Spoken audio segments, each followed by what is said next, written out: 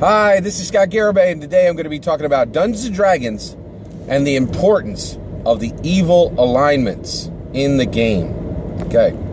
All right, now I'm going to talk a little bit about why I'm going to talk about the importance of the evil alignments in the game. Well, one, in my opinion, I think that evil alignments and the entire alignment distribution are going to be seriously considered for removal from the game in 6th edition. All right? Now, I don't think this has anything to do with Wizards of the Coast. I don't think it has anything to do with the design team. It has to do with our American culture. It is extremely popular today for people to come from this perspective that basically evil is, that it's a construct, that it's not real, that it's a misunderstanding, right? That people who believe in the concept of evil are antiquated, that it is an antiquated term, that it is an antiquated philosophy, the idea that evil is in the world. And that reality is there's not really evil, there's just things that are misunderstood, beliefs that are misunderstood, stances that are misunderstood, right? Okay. Now, so it is my opinion that there will be discussion about the removal of the alignment system within Dungeons & Dragons 6th edition. I want to make this incredibly clear. I am absolutely opposed to this. I think that the alignment system is one of the absolute crowned jewels of the Dungeons & Dragons game. It makes it truly unique among games as a whole, not just tabletop role-playing games. Most tabletop role-playing games don't even use alignment, but Dungeons & Dragons, the banner carrier for the entire TRPG industry, the flagship for the TRPG industry, has alignment, and it has had it in every single edition of the game. D&D 1E, 2E, 3E, 4E, and 5E have had alignment. Okay, all right. So, the reason why I want to talk about the importance of evil, the evil alignments today, why it's so absolutely critical that they remain in the game, is because I've learned something recently, specifically from the Japanese mecha franchise Gundam, right? So Gundam is something I've been studying recently. I've been really getting into it really much. I've learned this really big lesson. So I'm not going to bury the lead here. Why is it so critical that the evil alignments remain within Dungeons & Dragons? Well, here's the answer. If you do not have the evil alignment in the game is going to be fundamentally less fun, right? And Gundam has shown this to me incredibly clearly, right? And I want to talk, and so I just want to kind of share this new understanding with you. All right, let's talk about it. All right, so I want to talk about my journey with Gundam just a little bit. So my oldest son, he became an anime fan, and whenever any of my kids really get into something very, very big, I do everything I can to understand that thing. So so when my son really got into anime, I began my journey to appreciate anime, right? Now, actually, I've enjoyed anime for a long time. I was a fan of the show Star Blazers back in the 80s, and I just absolutely loved that show, and that was my first real experience with anime. But I loved Star Blazers. At no point there did I love anime, right? So, and I really didn't seek out any other anime. But when my son got into anime, I got into anime, right? And so I really, kind of dug in deep and really started to, and now every single year I go to Otakon, which is the largest anime convention, annual anime convention in America on the East Coast, right? And I watch a lot of anime. Tatsugeki Token Rambu, Katsugeki Token Rambu, Dragon Pilot, we're going to talk Gundam in a minute, Naruto, many, and actually many more overall series, right? And so I'm pretty significant anime fan, and I like anime, right? Well, one of my favorite genres within anime is mecha, right? And Gundam is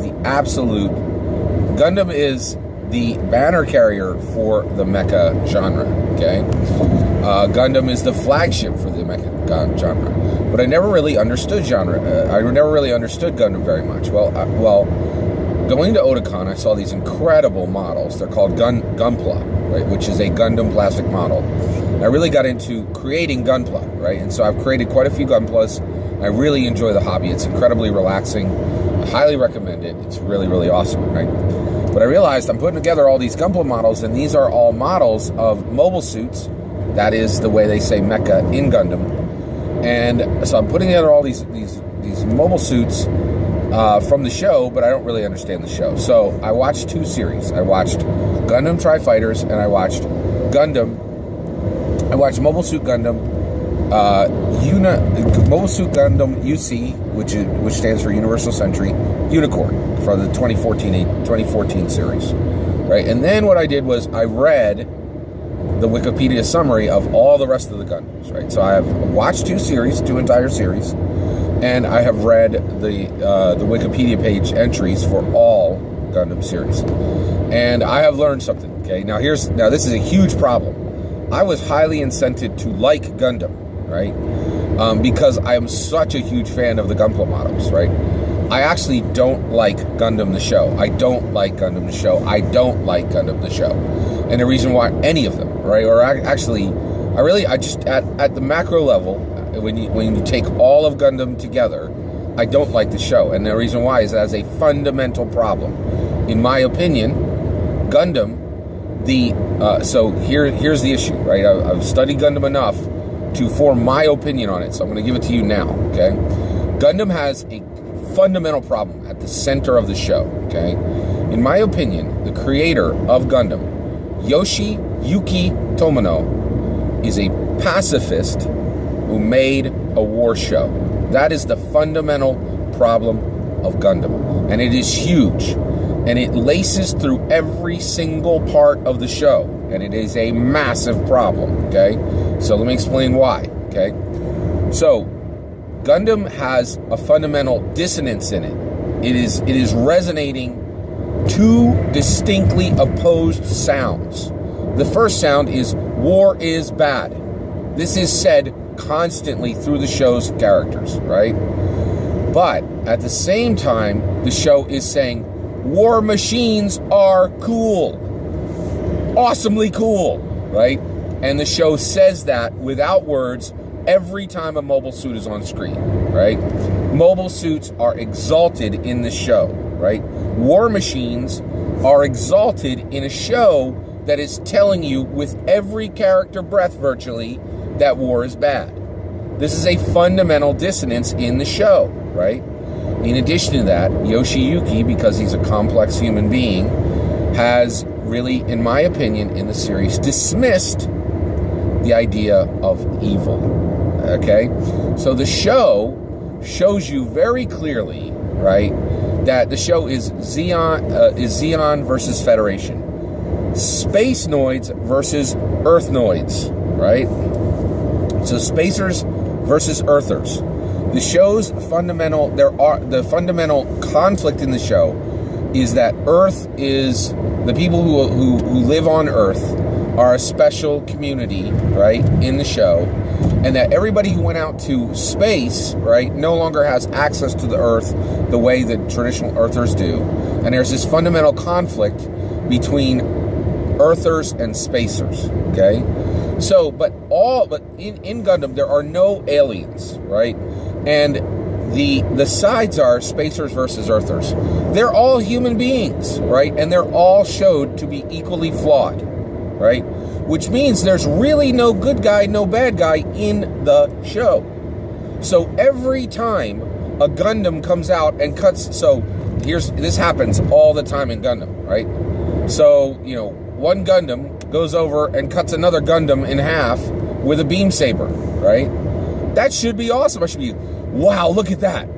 That Gundam cut that other Gundam in half with a beam saber. But instead I'm like, oh my goodness, that Earther Gundam cut that Spacer Gundam in half with a beam saber. I hope that equally flawed, equally valuable person in the Spacer Gundam was not killed or harmed, because there's really no reason why they should be harmed any more than the Earther person. They're all good people, right? Like, you know, they're all equally valuable. So every time a laser is shot, every time a rocket is shot, every time a beam saber is used in Gundam, I am concerned, right, about the the fate of the person on the other end of that rocket, that laser, or that beam saber, right? And guess what? It's a wonderful exploration into the fundamental nature of humanity. But man, it is not fun. It is not fun. Nothing sucks the fun out of your action show faster than not having evil in your world, right? And that is the fundamental reason why. That is the fundamental reason why evil alignment must stay in the game, because we do not want Dungeons & Dragons to turn into Gundam, right? Now, one thing that blew my mind was my wife was, and this is again a new understanding, right? My wife is watching me watch Gundam, right? I got it on our nice big screen television, and I'm watching Gundam, and I have a frown on my face, and she's like, "Isn't that the show that you make all those models from?" And I'm like, "Yes." And she's like, "Why are you frowning?" And I'm like, and she's like, "It's a giant robot, right?" And I'm like, "Yeah." She goes, "You're always smiling when you watch Voltron. What's going on?" And like, she sits down on the couch next to me, right? And I'm like, "Well," and so I explained this, right? And she goes, "Oh, so it's a pacifist show created by someone who really, really likes war machines, right?" And I was like, "Yeah." And she goes, "You know what that's exactly like?" And I said, No, dear. What's that exactly like?" She goes, "That's just Japanese Star Trek." And I was like, "What?" My eyes went, "What?" And I was like, "Holy crap, she's right. Gene Roddenberry." Now, first of all, okay. Her point was that Gene Roddenberry was a pacifist who was showing us this awesome war machine, which is the Enterprise, right? The Enterprise has lasers and torpedoes, right? It is one of the most dangerous weapon platforms known in all of fiction, right? Like the Enterprise is ridiculously powerful, incredibly cool war machine, right? And I was like, "Oh my goodness, holy cow, she's right?" And it's the same thing, right? People like Star Trek, but that franchise has struggled not just recently, but from the 80s on. There has been a fundamental problem in that. I think it's been clear to everybody that Gene Roddenberry was kind of a free love hippie who was a pacifist, but the reality is the show, really exalts this war machine Enterprise, exactly the way Yoshiyuki Tomino exalts mobile suits in Gundam, right? And the issue here is just like, okay, so I've told you how unfun it is when evil's gone.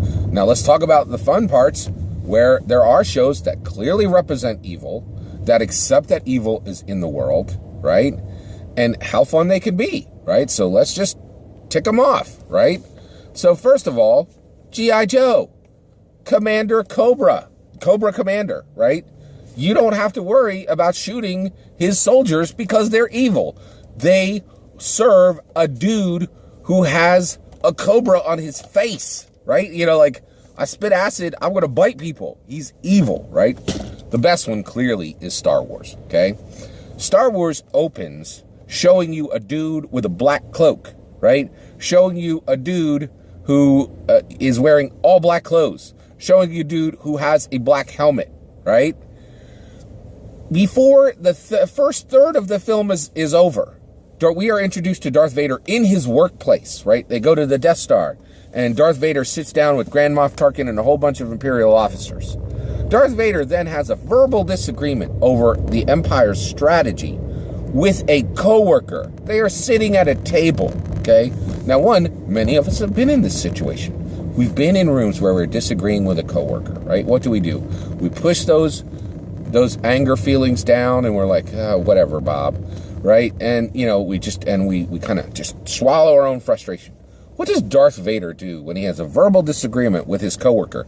He uses his mystical powers to attempt to choke the man to death across the table. He doesn't even, he's like, "You know what? I'm not even going to deign to walk around this table. I'm going to force choke you from across the room," right? And he has to be corrected by his other coworkers. His other coworkers have to tell him, "Hey, Darth Vader, maybe don't force choke one of your own coworkers, right? Like, maybe try not to kill him in the room while we're all here, right? Like, Darth Vader is straight up evil, right? Now, the reason why that's good in fiction is later when Luke and Han Solo and Princess Leia are shooting laser beams at his soldiers, the stormtroopers. Nobody needs to be conflicted, right? Like when you kick a stormtrooper off of a tower and he falls to his death, nobody needs to be conflicted over that, right? And the reason why is they are choosing every day to serve a dude who force chokes coworkers, right? Like while he's sitting with his other coworkers. There is no ambiguity. There is evil in the world of Star Wars, right? And it is super fun, right? That's why you can have Star Wars toys. That's why kids can get it. That's why adults can get it. That's why you can watch the action scene and you can enjoy the action scene. You don't need to feel conflicted because these are villains, right? And Dungeons and Dragons needs villains, evil dudes. It desperately needs it. And the reason why is I have seen the future, right? Nobody wants a Gundam Dungeons and Dragons. Nobody wants there to be conflict when you cut the head off of a demon, right, with your greatsword, right? So basically, if your fighter character is in conflict with a demon and cuts it today in 5th edition, and cuts that demon's head off, we all know that the alignment on that demon in that demon's stat block is evil, right? So, Sally can reach across the table and go, high five her, Edith, and high five Edith, because she just cut that demon's head off with her long sword, right? And the reason she can do that without conflict and not feel guilty about it is because that demon is evil, right? Gundam doesn't have anyone who's evil. So every time there's even a face smack in the Gundam show, the people who are viewing it need to be conflicted, right? But Dungeons & Dragons has alignment, and this conflict does not exist within the game. Everyone can enjoy the 1/3 of the game that is combat. But if the evil alignments are removed, we will have Gundam D&D. We will have Star Trek D&D, right? And that is not fun. It is not fun. The evil alignments are desperately needed in Dungeons & Dragons because the evil alignments allow combat to be fun. And without the evil alignments, there is no fun, right? And that is, we just can't let the game go there, right? So this is me, Scott Garibay, calling out to the the D&D design team saying, please, please, please, when this conversation comes up on whether alignment should be removed from 6th edition, please do not remove it. I'm very curious what everyone out there thinks. Do you think evil alignment? Do you think the alignment system should be removed from Dungeons & Dragons the way it has been removed from the vast majority of tabletop role-playing games, mirroring our culture, right? Or do you think it should honor Gary Gygax's original intent and honor every other edition of the game, and it should remain exactly where it is? I would love to know your opinion. Please let me know, and please consider liking and subscribing.